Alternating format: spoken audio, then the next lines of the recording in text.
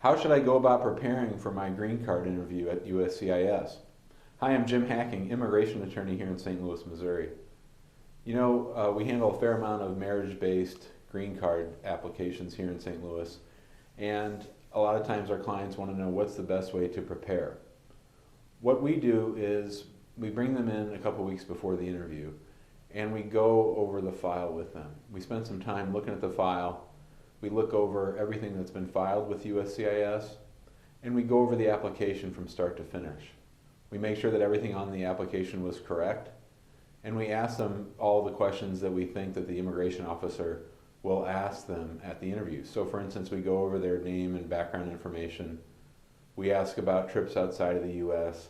We ask about work history. We ask about addresses where you've lived, moving around, those kinds of things. We always talk about what immigration status you've been in the course of your life. We generally start with when you first entered the U.S. We make sure that you've always maintained valid status, or if not, that we're ready to talk about that. If you have documents that you're going to bring with you, we definitely go over all those documents with you at this pre-interview meeting. We want to make sure that we submit a lot of good, credible evidence of the validity of the marriage and to show that the marriage is valid. That's one of the two main issues at a green card interview when it's based on a marriage.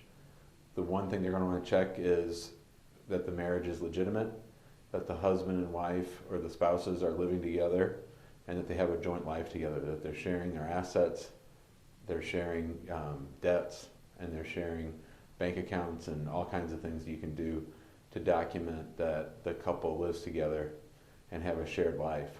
The other main thing they're going to want to be checking is whether or not the person is a good person, the non-citizen that is this person someone that they want to admit into the United States and to grant lawful permanent resident status to.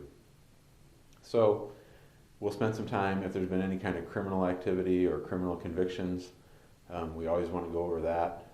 We don't want there to be any surprises at the interview, so we'll go over the application pretty carefully with the couple.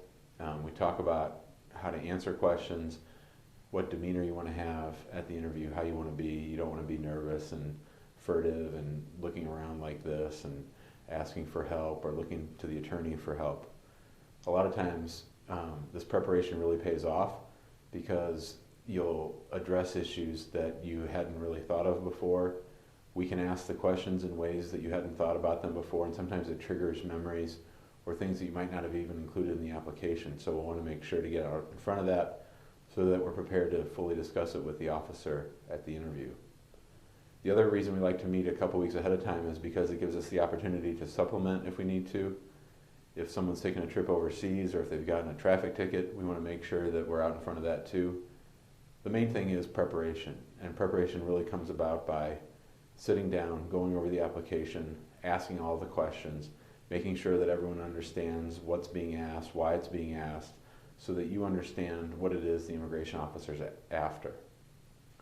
We think this pre-interview meeting really helps. We think it's a real value for the clients. We think that it really goes a long way to helping them get their cases approved.